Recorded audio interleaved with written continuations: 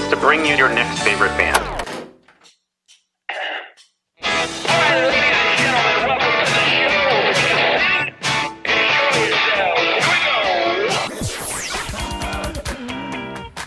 Thanks for having us. This is a very cool show. Yeah, so through many iterations, and we finally landed on the weirdest one by far. Yeah, simple of feelings, and boom, you got a sound. Yeah. I remember this one time. I'd been writing some songs, and I went out. I'm just going right in on this story. I went out, and so I was. The story's longer than the song itself. We'll go ahead and play it. And listen, it's going to be everybody's favorite band.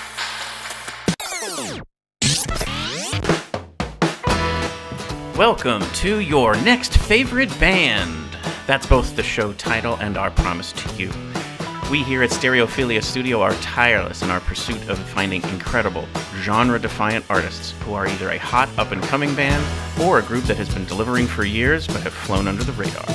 Day 5 of the Musikfest daily live streams. Today from Platz, we have host of the 25 o'clock pod, Dan Drago. Hello. Each month, we will bring you live streams, audio podcasts, and perhaps even a live concert where you can listen to the stories and hear the music of artists personally curated by us based on what we feel will be worthy of your time. Be sure to subscribe and tune in to each episode because the possibilities are endless and you never know who will be your next favorite band. Hello, everybody. I am your host, Philip Reese, and this is Your next favorite band. I love it. I love all these guest co-hosts I have.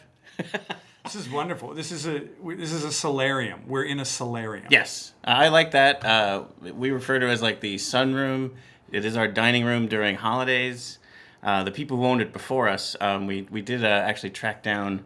There's a very cool story. The house is from 1920, and the first 80 years of its existence, it was the same family for 2 generations, and they all worked for Bethlehem Steel.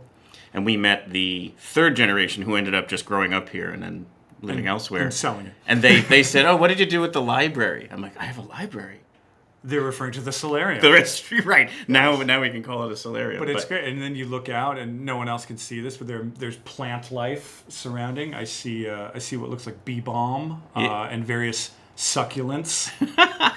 Yes, Christy, my wife, does a wonderful job with the overall aesthetic. The decorations on the inside, the landscaping on the outside. She's got quite the eye for it. It's all very nice. I walked in, and it felt staged almost to a point of like, are you selling this? No. These are things you take pictures of in real estate and then make to seem much larger than they actually are. Well, I will give her your compliments. The only thing staged is my T-shirt. I wore this for you. Oh, I like that. Because you're a Grateful Dead fan, I had to wear my Grateful Dead shirt. I wore, I didn't even realize this, but coming in as the emissary of Philadelphia music, I wore a Sheer Mag shirt, which I love. Yeah, that is excellent. Yep. And we're going to see some Philly music tonight. We are. We're going to hang out with... with our good friends, the Tisberries. Tisberries, even Tioga. Oh, that's right. Tioga has ties as well. Yeah. So we'll get to the picks of the plots in a second, but a quick story about why we're here. Why we're here in the solarium. The solarium. Platz, as I like to refer to it. I get that now. I didn't. I thought I was like, oh, is that a real thing? And No. It's just wherever I am during Musikfest, I just refer to it as that. Oh, but anyway, that's funny. Basically, many of you probably know Musikfest was impacted by all of the area, basically, East Coast even. Very bad thunderstorms, wicked wind, all sorts of stuff. Actually, I noticed the news story was that some people had, it caused some fatalities. Oh, jeez. Yeah, You're talking about last night, right? Not around here, but the storm in general just pushed through. Bobby Martrich, the weather guy, had kind of obviously made people aware that it was possible. It sounds like there was a tornado in Allentown. Oh, wow. There was several other just damaging, you see trees down everywhere and so on. A lot of power outage. And so we were fine here at Platz Solarium, but all of Southside Bethlehem is at a minimum out of internet. Oh, jeez. So Godfrey Daniels contacted me this morning and said, no internet here at the club, so... just wanted to give you that heads up. So the choice was to either go there, record remotely local, and then upload it later on, or just go down, pick everything up, and live stream from here. And that's what we opted for. But this obviously has impacted a lot of things. It may impact, the accidentals arriving. They're probably running into road closures as well, because again, it was pretty widespread damage from that storm yesterday. So it's Dan and I. Here we are. Which Dan was obviously scheduled for the show, but we're going to rip through it all together, and then we'll either maybe be able to kind of get something at the festival grounds with the accidentals and upload that later or whatever. But we do have obviously music to share there, so people can get a flavor for what they're about. But back to the weather real quick. I wanted to kind of show this. Let's see. That's the weather today from Bobby. So it's a nice day. It's going to be like upper 70s, a little windy, but I don't think there's a chance of rain. I think that's over at this point. Yeah, but I did want to show his forecast, the daily forecast. Check this out. EPA WA meteorologist Bobby Martich here with your outlook for August 8th, 2023. One heck of a day we had yesterday with severe weather, especially across the southern half of our region, most notably with some high wind reports, a lot of damage and he's wearing to a trees Next and Band power hat. lines, Oh, wow. and There's you hats. name it. For Bobby, there I may had to do have it. even been Kind a of his couple thing. tornadoes that just haven't been confirmed by the National Weather Service yet, so they have to go out and investigate to make it official before they do that. But there are a few areas of interest that I know they're going to look at and probably find something today. Yeah.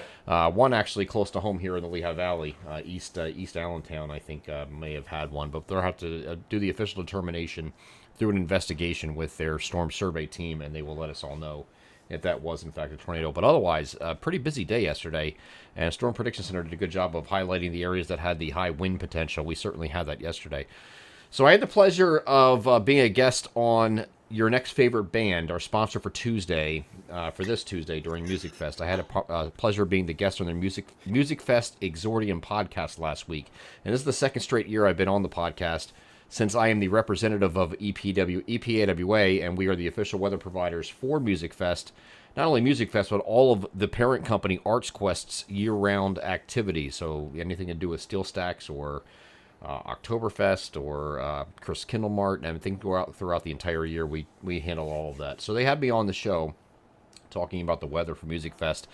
And what they do, and their goal, is to bring you literally your next favorite band. Okay, so it's both a show title and it's their promise to you. Okay, so if you want to hear great new music, but you're not sure where to find it, Philip and David will bring you your next favorite from their tireless pursuit of finding incredible genre-defining defiant artists. I can't even spell that out. Genre-defiant artists who are either a hot and upcoming band or a group who have been delivering for years and have just maybe flown under the radar, right? So if you need Musikfest guidance, you can check out their live streams happening every single day of the fest at 3 p.m. where they'll supply their picks of the plots. They'll have important weather updates from yours truly, and they'll bring on a guest or two during the show. And for the rest of the year, tune into their next favorite band live stream each Tuesday night at 8 p.m., broadcasting on YouTube, Twitch, or Facebook. And subscribe and download the podcast episodes. The new weekly content drops every single Thursday morning. The entire catalog of shows is available at it's just the way it's written above me here in the video, nextfavband.com, or on their YouTube channel. You can search for that as well. So thank you to Bobby for that. Yeah, look at that. How about that? So he's just such a great guy, and I find he does such a wonderful job explaining the weather. Obviously, there's a whole lot going on, and he'll tell you why. And in fact, we did it yesterday, why it was so hard to predict, and why it was going to be the kind of thing where it could happen this way, it could happen that way. It might be very bad here, but not there, and that's exactly the way it played out. So it was one of those things where many people might have said, oh, he got it totally wrong, or oh, he underguessed. But in truth, he goes so far as to kind of tell you, here's the full gamut. And gives you the spread. Yes. And the kind of like the in normal language science behind it, which I thought is just such an enjoyable thing. And he does it in like 8 minutes. Like it's not like some sort of university level class, I guess. He does an awesome job. So yeah, thank you to Bobby, and luckily we've got good weather today and tomorrow. Might be a little more rain on Thursday, possibly the weekend, but we'll worry about that each day as they come. And here we are now with Dan Drago, like you said. Here I am. You're the steward of Philadelphia music. Yeah, one of them. There are many. Understood. But let's just remind people. So you were on our show back in December, but just a real quick thing is there's the 25 o'clock podcast. Yep. and it's solely dedicated to Philadelphia, Philly adjacent music stories, musicians, music, supporting organizations and all that good stuff. Yeah, I do. As years have gone by, I think I'm in my 9th year. It'll be 9 years this fall. Yeah. So are you gonna, what was it? 300 episodes or 300 is coming. Will come in the new year, early 2024. That is so cool. Congratulations. No one is more surprised about 300 episodes than I am. When you start, anyone who's ever started a project or anything that keeps going, you can't think of it sometimes that way. I always tell people who want to start off and do podcasts, just go make 2025 and don't look up. Mm-hmm. Just make them. Don't look at your numbers. You gave me that advice, when we first started chatting. Just make it good. And then look up later and be like, oh, okay, now I can maybe. What would you adjust and navigate that a little bit differently going forward? But I've even not only inspired by the support that you gave, but also the your show in and of itself, kind of try and emulate certain things that you do and such. So you guys should start writing your own music for the show. David can do that. Yeah. I can't do it. I mean, I could grab a guitar, it just won't sound good. Yeah. I would always often wake up the kids on a weekend by grabbing. I own an acoustic guitar, but I don't know how to play it. But I would put the strap on with a pick, and I would just start playing to wake them up, and they would be like, "Dad, stop it!" I'm like, "Can you believe I've never had one lesson?" And they love that. Just ask them anytime you see them. That's why they're here right now.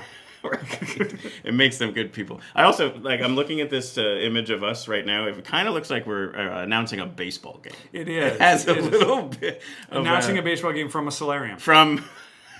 I love that we're not giving that up. But it's a great term, and I think that we should use it more often. It's fun to say. Yeah, it's fun to say. I just picked this because I really like. That's a really cool. It's nice and reflective. Mm-hmm. It's good contrast to our skin tones. Yes. It's it's a great show. It's very long form, kind of like ours, as far as just diving into the stories of these musicians and then getting to know them a whole lot more and what made them them. Yeah. And it's a great kind of just dedication to the Philly music scene, which is a great one. And somewhat usually under the radar for people. Yeah. I mean, we've definitely had our breakouts over the last, every era has it. I mean, we've got the classic Philly soul era. Before that, doo-wop, Cameo Parkway Records. Dick Clark's American Bandstand was done out of West Philly. He was not the original host of Bandstand. That's a whole interesting bit of history right there about how he ends up becoming like Dick Clark. He was just a broadcaster, but they needed a young man with a squeaky clean image, and he fit the bill. I believe the building that they shot that in, the studio, still exists in West Philadelphia. And might even still have like the old school satellite dish or something on top of it. I believe now it's like a public neighborhood arts and just multi-purpose event space, if I recall correctly. But it's practically under the L in West Philadelphia. I haven't been in years, so someone can fact check me on this. But it was just go with it. It's a cool story. It was very cool when I walked into that building for the first time and up along the wall, it was all Bandstand gold records and pictures of Dick and pictures of the team. Most of those teens were from New Jersey and Philadelphia, the ones who were on the show. Yeah. I don't know why I am choosing to talk this long about American Bandstand, but it's a really good story. Believe me, I would move you off of it if it wasn't good. It's Philly, but just talking about there's always been great musical acts that have broken out of Philadelphia. Todd Rundgren, Hall & Oates, the Hooters. David Bromberg, people like that. But in my tenure in Philadelphia, I got there around 03, 04, wasn't a lot going on. There were great bands, and there were some great rooms, but we were kind of in between stuff. It was just before Dr. Dog broke. Okay. Dr. Dog broke and kind of kicked us up another level, and then, and then at the same time you had band Kurt Weill was playing, War on Drugs were playing. Bardo Pond had always been playing. And then, you kind of come into the next generation of indie rock. You get your bands like Hop Along, and Algin and Cadwalder, and just all these other interesting Philly bands like Mannequin Pussy and stuff like that who come out of Philadelphia. So it's always happening. We're still going strong. Yep. And now, Philadelphia artists win Grammys. War on Drugs and Japanese Breakfast. She spent a lot of her formative years playing DIY venues and basement shows in Philadelphia. And she used to be, Michelle of Japanese Breakfast used to be a co-check girl at Union Transfer. Wow. So it's got to be something to go back to a venue that you worked in that you've then sold out 5 nights of. And not even in I showed them, but sort of here we are. Yeah. No, I think that is very true. And Philly Musikfest is a good way to see all of that on display. Absolutely. That's usually mid-October. Mid-October and this year. 5 straight nights? It runs for most of the week. It might even be 6. Sure. Tuesday, Wednesday, Thursday, Friday, Saturday. Yeah, it might be 6. But that's been going for many years. Yeah. Even found a form during the pandemic. Raises a ton of money, just so much money for Philadelphia area music nonprofits like Rock to the Future, Girls Rock Philly, Play on Philly, youth orchestras, and they also do micro grants. They've been doing it since before the pandemic, and they were very important to be able to do that during the pandemic, and they still continue to do that. Just small little bits of money for artists, just to get you over the hump. You know, everyone needs money. That's why we call it money. Is that why we call it? Wow.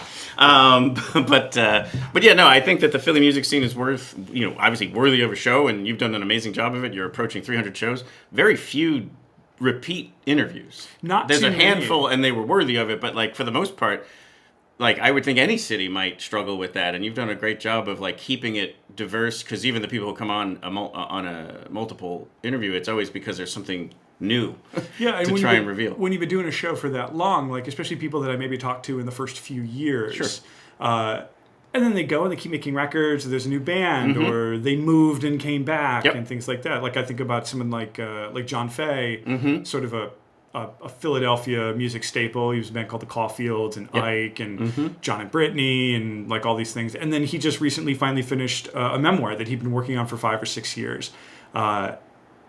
And I was so happy to have him back on and talk about the book, because he wrote it for 5 or 6 years. And so every time I saw him, I would always ask him, how's the book going? How's the book going? So I asked him, I said, isn't it great now that no one asks you how the book is going anymore? Yeah, that is funny. Yeah, because it's out there and available. Yeah. But there's certain people who are so active that I always joke. I mean, I joke with people like him, or folks like Jesse Lundy, or, who's a talent buyer, or guys like John Batiste or something like that from WXPN. I always think to myself, I'm I could have these guys on once a year. All the time, yeah. I'm going to have Jesse on in October, because I've spent a couple times at shows just chatting with him. I'm again, just like you, just awesome to just have a narrative with. Yeah. And just go and see where it goes. And so, I'm looking forward to that one. And people like that have a real history in the city, a much longer history than I do. He's been in the concert business in Philadelphia for 25 plus years. He cut his teeth at the original Electric Factory back in the 90s. And was part of Philly Folk Fest and all those kind of things. He's had a lot of good string of success, and just a great storyteller. So I can't wait to have him on. It's interesting to see people who have worked in different eras, or worked over multiple decades, because there are bands. I think he talks, and other people talk about this, about a band who's not even from Philadelphia, a band like the Avett Brothers, who found a home in Philadelphia thanks to a couple of good venues, some good talent buyers, and WXPN. And they come and they play, a 200 cap room, and then they play a 500 cap room, and the next thing you know, they're headlining, Exponential Fest or Folk Fest or something like that. Exactly. But it's cool that those artists remember. They're these people gave a rip about us when no one else did. Sure. And it means something. And you want to reward that. You want to give those people access. We'll come play exclusive private events for charity or for fundraising or whatever. It's we'll do it for you, maybe, because I'm sure bands at that level get asked for that stuff all the time. Of course. So when you do it, you want to make sure that it's, I want to return the favor. You helped give us our career, so we'll help you. Yeah, agreed. And then recently you had us on. You were kind enough to bring on the Knuckleheads from Next Favorite Band. David, the co-host, and I got to go down to Philly to Dan's recording studio, which is in a basement. It's not nearly as nice as the Solarium. But it works. We're approaching the Guinness Book of World Records for most solarium references. This is what I'm going for. In 60 minutes. Yeah. But what I loved about it was, and this is a cool transition to the day, is we obviously did talk a little bit about like our origin story, how we got to where we did, just the music we're interested in. But the other thing that I think that is great about your show, and you allowed us to have an opportunity to do, was you always have playlist episodes where you're featuring the new music of Philadelphia artists, and there's commentary that you provide. But on this one, we were able to provide about eight tunes, Lehigh Valley-based musicians. Which was great because I was unfamiliar with nearly none of them. Right. I knew who the Groove Merchants were because they play Philly a lot. Yeah. And I maybe knew who Tiago were. Yeah, and the reason why is those two bands have started in the Valley and went to Philly. They would refer to themselves as now a Philly-based band. Yeah. So that would make the most sense that those were the two that you would know. And then what you and I have talked about, that one of the reasons why we wanted to kind of highlight some of that is with how close we are. There's no reason why there isn't more Philly bands coming up this way and Lehigh Valley bands going that way to perform. Yeah, because both, we have a ton of venues in Philadelphia and always have. Yep. But you guys got a good few up here too. And it's always... I think sometimes you can get caught in the trap. I say this as a former touring musician too. You can get caught in the trap of like, we got to play the big markets. Got to play New York. Got to play DC. Got to play Boston. I've played all these places up and down the East Coast, and I've had great nights in all kinds of major cities. I love playing New York City. Yep. There's like juice to that. Sure. Like you come over the bridge, you come out the tunnel. Oh, absolutely. In the van with the guys, you're full of gear, and you're gonna pull up to a club, and you're like, I'm gonna play in New York, just like the Velvet Underground and the Ramones did. Yes. So there's prestige to playing big markets. But I always think of a quote from the Tragically Hip. Gord Downey always said, is like, and actually no, this is me butchering the quote. The actual line is, "What's gripping the city ain't hitting the town." But I misheard it for years as "You're skipping the city and hitting the town." Oh. And so I used to use that as that was like my DIY thing right there. I was like, yeah, skip the city. Don't play New York, but play 25 miles outside New York in a small college town. Yep. Don't play Chicago. Play a small area outside Chicago at a VFW that a bunch of kids put the show on, because I guarantee you, you're going to probably play to the same amount of people, if not more. And the people who go are going to have, it's going to be more impactful. Yes. That's what people have said. So like a lot of musicians come here into Bethlehem and they were like, we were just throwing this on because you guys asked and we had the spot open and we figured why not? And we showed up and you guys showed up and the energy was palpable. Yeah.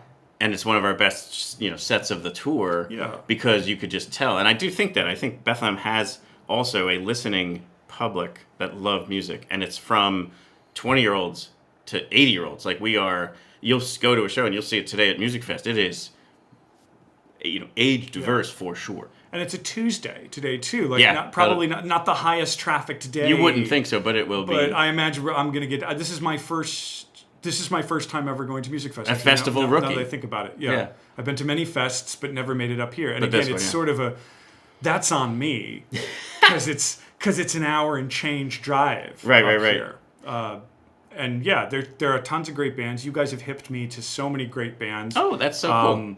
Like a band like Slingshot Dakota that you introduced me to on the show. Yeah. Or even who was the young woman jazz singer? Oh, Corinne Mamana. We're going to play her in a little bit. That was outstanding. Yeah. And I love that stuff too. Like I'm an indie rock guy and I'm a psych rock guy and all that, but I like a good I like a good torch singer. Right, exactly. And that's the level of talent that we have here. So we have all these genres covered. That's one privilege. And then they all happen to be also quite exceptional at it. Yeah. It's like mind-blowing how lucky we are. So that was a great transition too. So here's the picks of the Platz. There we are. For Tuesday the 7th. Let me get this trailer, the scroller going out of the way there. It's a little distracting. But anyway, so for today we have The Accidentals, which was probably my top recommendation for the week. If anybody was saying, okay, there's 457 bands playing over the next 10 days. That's insane. Yeah, 457 bands. By the average, you are almost 50 bands a day. Yeah, right. Well, there's 15 stages. Yeah. how can you live at that speed? And so, but if anyone said who's the one you're most excited for, it would be the Accidentals. Well, I'm excited that Tues is tonight too. Yes, because I get to see them. That's exactly right. Maybe we'll be able to make it down there for Corinne. That would be a lot of fun. Right. And so we have Accidentals, Roy and the Secret People, Corinne Mamana, Tioga, Tay and the Neighborly, and then the Tisberries. And so now what we'll do is we'll bring on a little bit of a highlight of each one of these, just so you can get a little bit of more of a flavor of things. Let's bring up this one here. So I always start with the fave of the day. It's the Accidentals, and I always have it here because it's easier to read.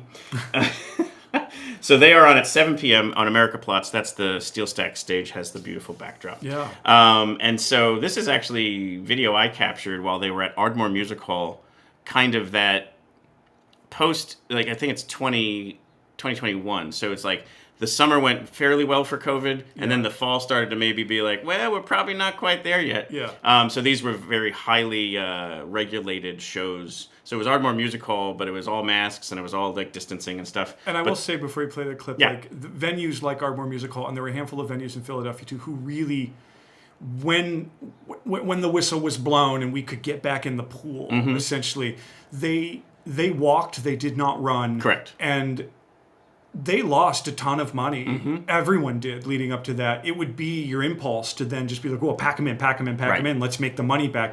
That is not how they operate. That's not how a lot of the venues in Philadelphia operated. And so I always give it to, especially those larger places like AMH, who really, they're like, we need to keep our artists safe. We need to keep our staff safe. We need to keep our customers safe. And it's going to take some doing. Yep. And they did stuff that was unpopular, and I'm sure some people griped and moaned about it. Sure. But hey, AMH is still standing. So That's exactly right. Joke's on you. So here is Vessel by the Accidentals. 'Cause I am your vessel, you're my soul.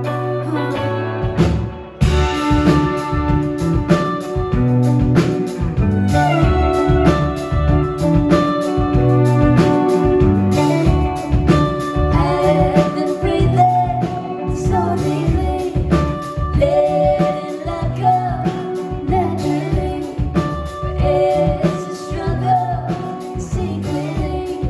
But every battle built a bridge to where I wanna be. So the Accidentals primarily are, that's Sav Buist on the violin and Katie Larson on the guitar. She actually normally is playing the cello, but they're so talented and their songwriting is so diverse that they tend to be, swapping out after every song for something different. They're typically a trio. Michael, who is on the drums here, who played with them for a decade, recently went to become more of a session recording artist, and so they have a new drummer. And then Patty Pershela is the woman on the bass, and she's a solo artist. She's her own artist. But I think it was because post-COVID, it was like, hey, we've got a tour, could use a bassist, why don't you come with us? And it added such a rich sound to the whole thing. That Did you shoot this on your phone? Yeah. It sounds really good. Isn't that crazy? And I think I'm almost not giving you the credit right there, but the credit of the room. Yes. Of Ardmore Music Hall and rooms like it. Well, it would never be credit to me as much as just technology and, like you said, the room. Yeah. Because it often gets very good recordings. I think that's just a testament to how amazing these stupid rectangles are. But yeah, so that's Vessel by the Accidentals. I want to bring up one more Accidentals to, again, showcase the mind-blowing talent that they have. This is a song they have called Bird's Eye View, and it's more of it's an instrumental piece of just them destroying the cello and the acoustic guitar. So you'll know what I mean when you see what I'm going to share.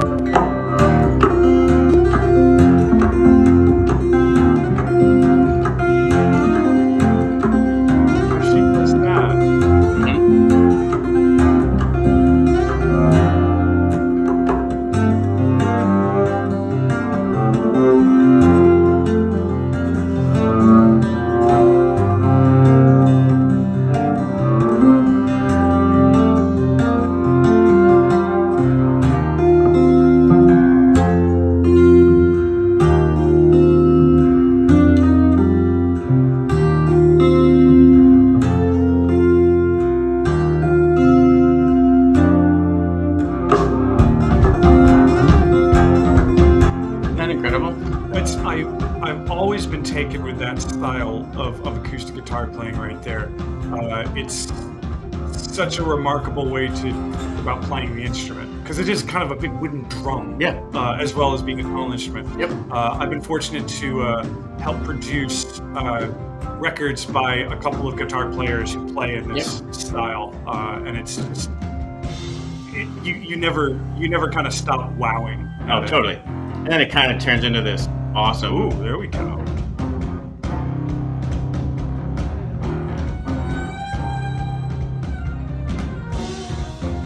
I really hope that this is, if I had a request, I always would want to see this one, because it's almost like it's a performance art as much as it's a song. I mean, it's so cool. And it just goes to show, if you just do one thing a little differently from everyone else, and it's an authentic, an authentic thing that you do, then like there you go. You're gonna win fans' hearts and minds, as they call it. Yeah. So Roy and the Secret People is a local band. Mike Roy, and it's ROI is his name. Not only as a musician, he's also a teacher over at our local School of Rock over in Easton. Oh, cool. And I think he has this very, very cool sound to him. So here is their song, "Life is Happening."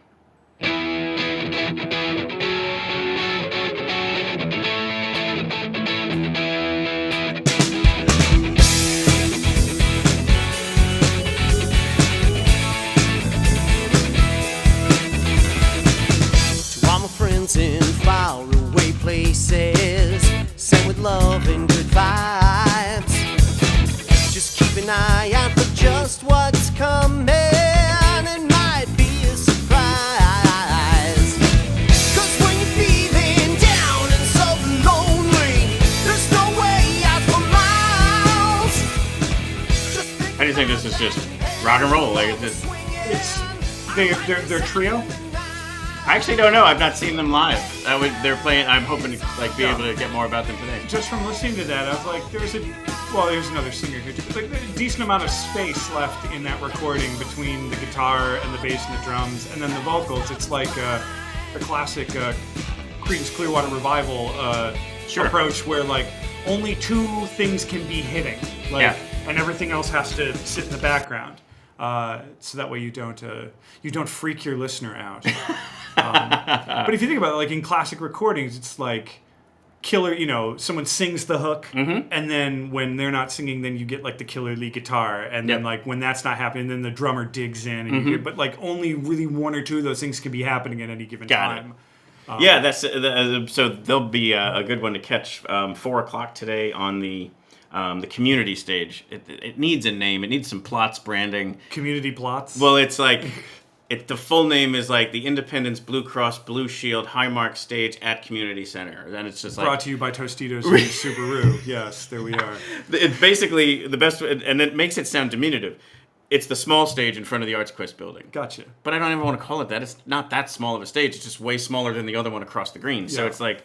Just call it, I don't know, Quest Platz, and then we'll call it a day. Arts Quest Platz. Yeah, exactly. It would be the simplest thing in the world. So anyway, that stage, Roy and the Secret People, 4:00. So it's we'll just call it that stage. That stage also works. So now we've got Corinne Mamana. So I'm so happy to hear that you like that. I really did. I really enjoyed it. She's dynamite. That one song we played was an original. So she's very often in the songbook, like the American songbook, because that's what jazz singers do. But she also has dabbled in writing her own stuff, and I think it's just great. And you told me too, she does basically like combo jazz, but Disney tunes. And that's what I have here today. Oh, that's outstanding! Because like it's almost like I told him to, which I didn't. I promise. But yeah, so this is a little bit of a kind of a montage of her jazzy Disney songbook. And it's only because it's from the Sellersville Theater, and I think she's doing it again this coming November. So I figured let's just grab that one and give it some early promo. And now, ladies and gentlemen, presenting her jazzy Disney songbook concert, please give a warm welcome to Corinne Mamana. Forever let us hold our banner high. Come along and sing a song and join our jamboree. M-I-C-K-E-Y-M-O-U-S-C Benchikaboolaroo. But the thingamabob that does the job. I just always feel like I need like a martini in my hand when I listen to her music. Well, we talked about this too, I think, when you and Dave were on the show, where we talked about like there's this era of Disney tunes, I will never shill for Disney. No. But the music that came out of a certain, especially the 60s and 70s, Sherman Brothers, and 50s too. Yeah. I always think of 101 Dalmatians and how it has like the best music. Yeah. Or even later on, like the Aristocats and things like that. Yeah. Before they dug more into like turning these breakout songs as like pop hits. But if you think about these other tunes, or like the music to like the Peter Pan cartoon or something like that, I think is outstanding. So I mean, these are American standards too. Yes, I completely agree, and I think she does a wonderful job kind of like sliding them further into that, kind of really leaning into the jazzy sound, songbook sound. And basically definitely check out 5:30 tonight at the Hotel Bethlehem Platz. Ooh. There's a stage right outside of Hotel B. She'll perform there several times during the year, so just a perfect stage for her to be on. And so Corinne Mamana, local jazz singer, and she's terrific. Go check it out. Next is Tioga. This is another one of those bands we mentioned started here in the Lehigh Valley and now is more Philly-based. So here is their most recent release called Just My Body.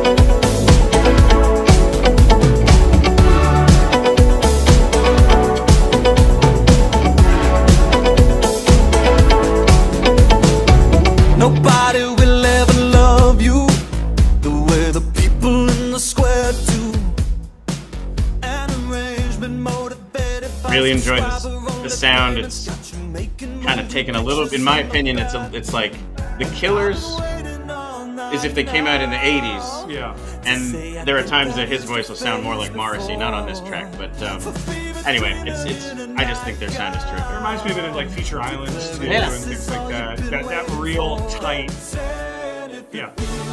tight compressed. Yep. Sound right there. They are great musicians. This is one of the things that I find Musikfest does. Is sometimes you'll listen to tracks that you're like, oh, I can't wait to see that band play, and then you go down and listen to them and like, oh, you're very over-engineered, and you were made to sound better than you actually are.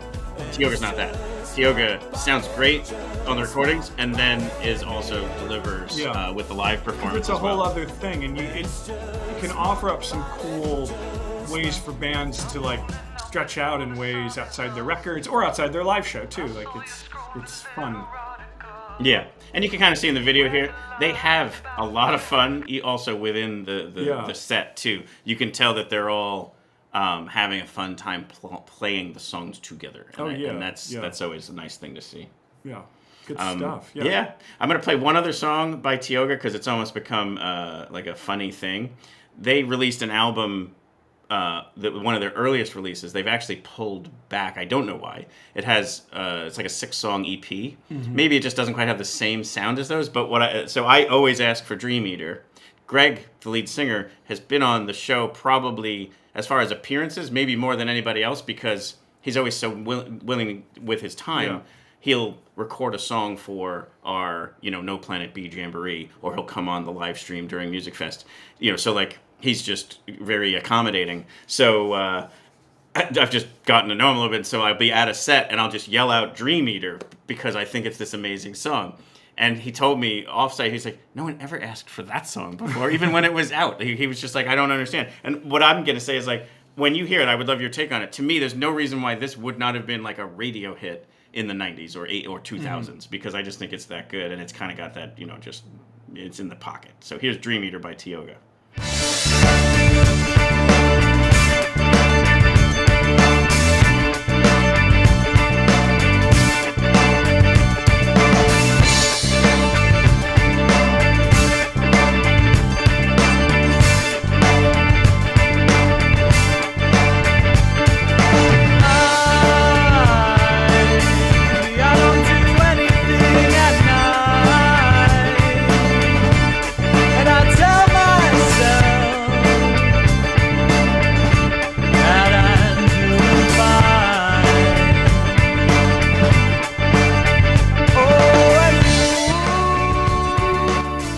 think it has, that like kind of like poppy rock, very like it has a hook to it. I don't know. Yeah, and this recording you can definitely tell was probably made earlier in their career. Much more, yeah. Whereas in later they had very much dialed in what they wanted to sound like in the studio. But you hear it in the song, you hear it in the singer right there. Mm-hmm. That's a good tune. I love this song.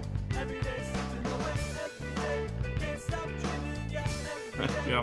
All right, so we'll move on. But hopefully they get a kick out of the fact that I brought that song on here because they will obviously have wanted us to highlight their brand new release and all the nice engineering that they would have wanted. Which we have done. And then I took host privileges and I said I'm going to play a second one. Tay and the Neighborly. Never heard of this band before, and this is classic Musikfest. Yeah. So they they're on the lineup. I put them in the free stage Spotify playlist and I play it, and I just think they are tremendous. I can't wait to learn more about them. So here is a song called We Can Be by Tay and the Neighborly. A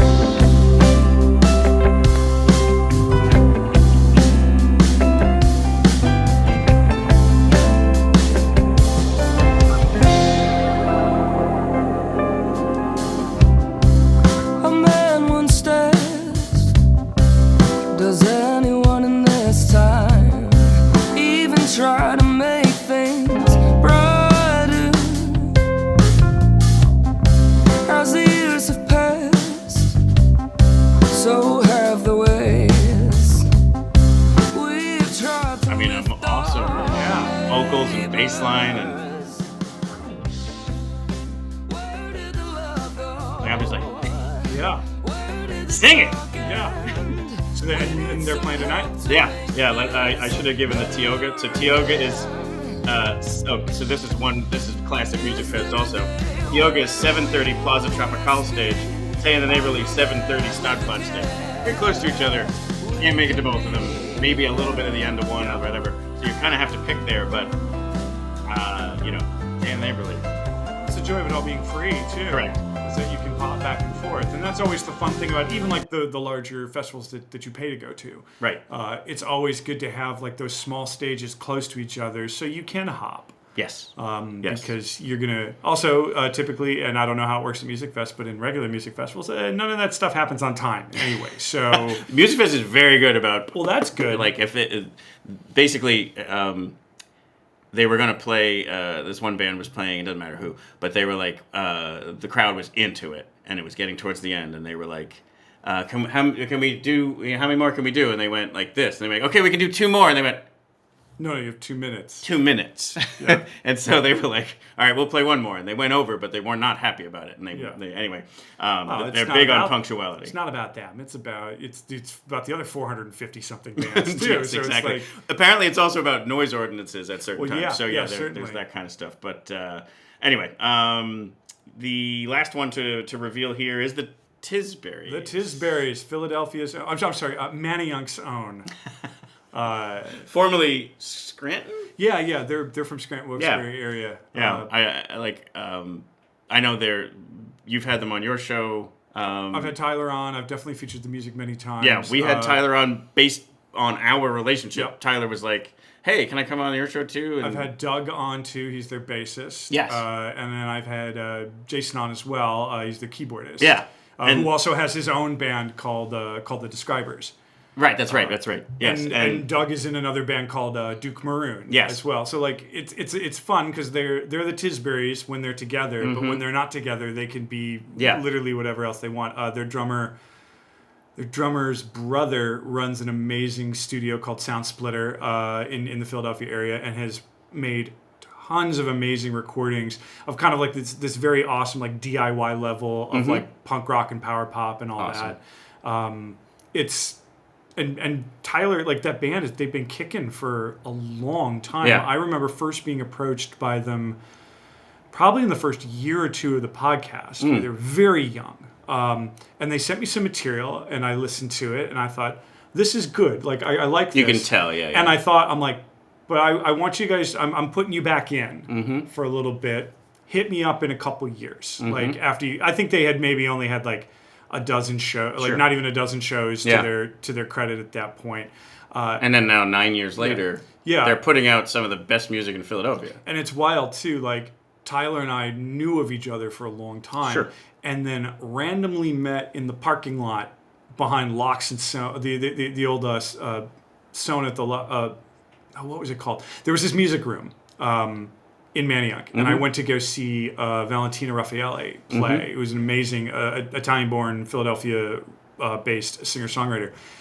And I was walking the parking lot after I'd paid to park, and I heard something said something Tyler, and I turned around and I saw this guy in a jean jacket with buttons, and I just look at him and go, "You Tyler from the Tisberries?" He goes, "Yeah," and I just put my hand out, I go, "Dan Drago, 25 o'clock," and he's like, it was like it clicked. We're like, we're doing it. Right. Yeah. And that was roughly 3 weeks before the pandemic.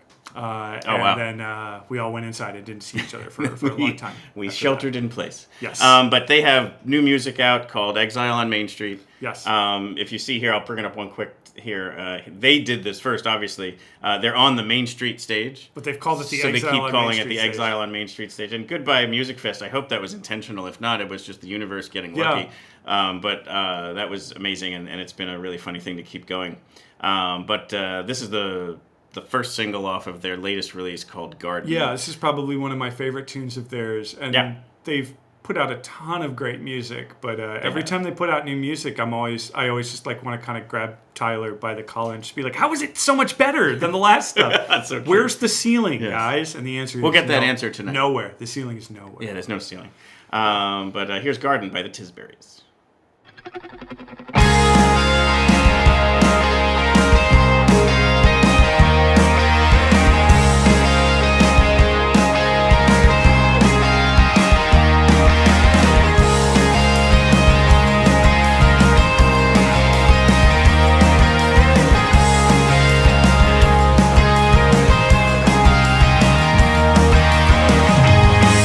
Decomposing all your edges now.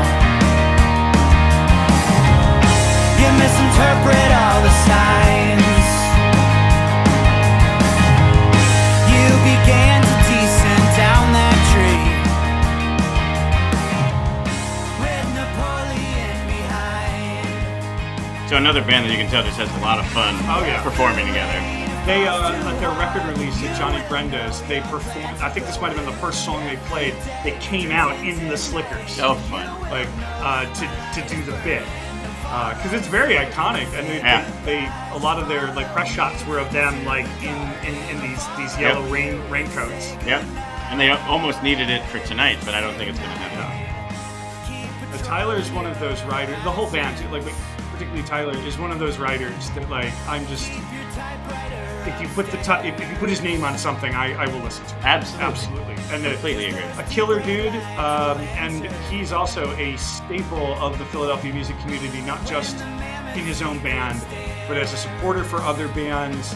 He'll sit in with people. He'll play whatever. Right. And he holds it down at Main Street Music in Manayunk, which is a great record store. Yep. You pop into that record store any given time, chances are you'll find Tyler. Tyler will be there. Yeah. Yep. They played a great set at the Sing Us Home Festival at the early part of this summer that was put on by Dave Hawes, the famed punk rock player. He was in Painted Black and tons of other bands, and Dave Hawes. And they were one of the first bands to play. I think they were the first band to play that afternoon, and just absolutely brought it. Yes, and that's not easy to be the first. Like someone has to be the first band that plays that plays in the day. But Manayunk's their home. I don't know if they talked about if Tyler talked about this with you when you had him on. But there is like a slight divide between Philadelphia and like the city of Philadelphia and Manayunk. Manayunk would be considered like almost a first ring suburb. Sure. Maybe 4 miles separate us, but in Philadelphia traffic that can be quite an undertaking. But Manayunk has its own kind of scene up there. It's got its own main street. It's got its own clubs, Dawson Street Pub, Grape Room, places like that. Right. And I always say that like there's no real proximity issues in Philadelphia, but like you could play a show in South Philadelphia and then 5 nights later, a week later, play in Manayunk and get completely different crowds. No, I completely, yeah. And then if you add Lehigh Valley to that, you have 3 nights living performing in very close proximity and get wildly different crowds. Yeah, and go home every night. You would, right, and you would not have to worry about, I cannibalized who would have come to that show. I don't think. No, I don't think so either. Yeah. And in fact, if you were coming from the Lehigh Valley into Philadelphia, it's probably easier to go to Manayunk than it is to get into the city. Certainly. Parking's the only, potential curveball. But other than that, no, it would definitely be easier to get there. Very distinct, unique looking part of the city too. Is built mostly on a hill. On a hill, right. It's that the houses are very distinct. It's a very distinct like Manayunk and Roxborough area up there, but. It's another thing that makes us, makes Philadelphia unique, is that we have these little these small tertiary markets off of Philadelphia. It is very true.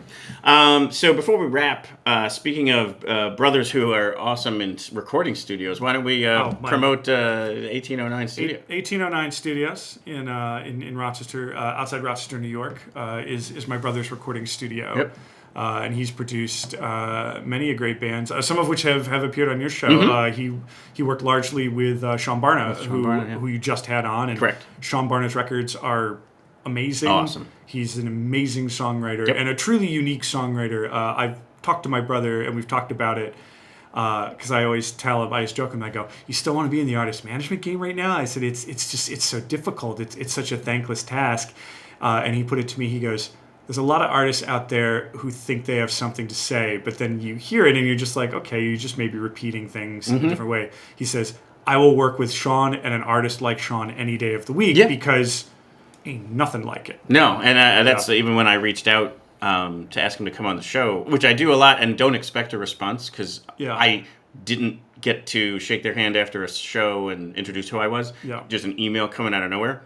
So when he said, yeah, sure, I was just like, couldn't wait to just talk to him for that very reason, because he's writing music like no one else is, telling stories like no one else is, and it's the same kind of thing. I'll bring that type of person on the show all day long. I had him on the show back before he even lived in Philadelphia, when he was still splitting his time between New York and Washington, D.C. He lives in Philadelphia right now. He lives kind of adjacent to my neighborhood as well. See him out walking dogs every once in a while. But it's like the last... like 3 EPs from Sean are outstanding. And he's signed to Kill Rock Stars, which is a label with amazing pedigree. And Kill Rock Stars has had a bit of a field day in Philadelphia lately because they signed Shamir, who is an outstanding songwriter and guitar player, and signed Ron Gallo, who used to be in a band called Toy Soldiers, who when I was in bands, we shared many a stage very cool. with Toy Soldiers. And Ron has also worked with my brother at 1809 Studios. But it was just so funny when I saw this kind of like run of artists on Kill Rock Stars. I was like, Kill Rock Stars, you might need to open a Philadelphia office if you want to keep signing all these great bands from Philadelphia. One of my favorite moments from the Sean interview, obviously there were these great moments of him sharing these very cool stories. He was very vulnerable in it about some very difficult things he's been through. But more just one of these moments that just makes me smile. It's just a small little moment, but he's like ready to. He performed 2 songs, but he's getting ready to perform the first one, and he is like checking the guitar. It's not quite in tune. He grabs something like the tuning thing, and he goes like this, and he goes, "Good enough for rock and roll." Boom, bang, right into the song. And I'm like, I love musicians like that, where it's just like, whatever, let's get going. Especially as a solo accompaniment, you're just like, well, as long as it sounds good enough. Right, that's exactly what is good enough for rock and roll. So if you saw in the opening, I have little clips of different things. One of them is even the Accidentals. They were telling a story about one of their songs, and it gave this very long intro, and then she says, well, now that the story is longer than the song itself, I'll go ahead and play it. And so that's an Accidentals quote from our interview with them. I'm going to redo that whole opening at some point, maybe for the first of the year. And I already know I'm definitely using that Sean quote because it's so great. Close enough. I used to use the term I used in a band was always I used to say close enough for funk. Yeah, you're right. It's the same kind of thing, and it's just great when you just have like that musician that can just simply go with the flow, adapt, and be that trustworthy in themselves and talented to just push through. You've had a handful of other Philadelphia bands. I don't know how many we've shared, but like definitely. I mean, you've had Emily Drinker on. Yes. Have you had Brittany Ann on yet? Not yet. She'll be on. We spoke this January. She wanted to hold. I think she's releasing new music in January. So she's that's another artist in Philadelphia. She's always been around, but she really really took the reins of her career in the last she year. was one of our picks of the Platz yesterday. Yeah, she was on. She did a great tour with Carsey Blanton, and she's either by herself or with a band. Right. Ryan Tennis, he's another Philly-based artist that we've had on. Yeah, and I know you talked to Will from Will Donnelly, Loca Connie's band. Tisbury's Shug Daniels. Oh, Shug. Yeah. Shug is also my neighbor. South Philadelphia's the place to be. It sure is. Yeah. And Shug is another one of those people, her and her manager, Lauren, have just... They are 100% simpatico, and they know what they want, and they know how to get it. That interview we did in Flannel, the restaurant in East Passyunk. Yep. That couldn't have gone any better. That was so cool. I'm glad there's a good restaurant in that space. There's been a couple of bum restaurants in that space before. And he survived. He started right before COVID, for him to survive that is really kind and of they do a lot with music at he said every Friday and Saturday night. There will be music in there every time. My good friend Drew Nugent, who's like a hot jazz era musician, has a semi-regular gig there. For those of you out there who've never gotten a chance to see Drew Nugent and the Midnight Society, I highly recommend it. Oh yeah, that's actually what brought me to Flannel 2-3 years ago. Was Drew was booked, and I was like, we were in the city for the night, and we needed a place to find to have drinks before a dinner, and I'm like, I got the place. I don't know what the place is like, but I know the music's going to be awesome. Yeah. I met Drew originally by complete accident. He used to have a standing gig at a place called Farmer's Cabinet on Walnut Street, right near the Walnut Street Theater. And I used to go across the street. A buddy of mine ran a karaoke on the second floor of Moriarty's. These are all Philly places. Yeah. And I was, at the time, I was still smoking cigarettes at the time, so I stepped outside. And I heard this music across the street, just like killer, I'm not talking about like swing or Dixieland. Like this is hot jazz. Yes. This is like small combo dance music. And I heard it. I was like, oh, what's going on over there? And I just kind of walked in the front door, and walked right up to where they were playing. And they had just I walked in. They played like 16 more bars, and they were out. So I got a chance to just walk up to Drew and shake his hand. And then years later, he ended up on the show, and he's been on twice. He's become we don't run into each other much anymore, just because he's busy and I'm busy, and we're all adults. But like every time we see each other, we're genuinely happy to see each other. Yeah, no, he's great, and Dan's right. You get a chance to see him, seek it out. He does a lot of stuff, not just like in Philly. He'll be in the suburbs. He's and that everywhere. Kind of stuff highly sought after, because it's niche, and some people would say, "Why would you be that niche?" And be like, "But if you're the only one who does it well, or one of the only ones who do it well, and there's an appetite. That's for it. his persona. It's not like a shtick. Like, no, that is who he is. He dresses like that. I run into him on the street, and he's like still the dressed old school as if it's suits. like the 40s. Yeah. Yep.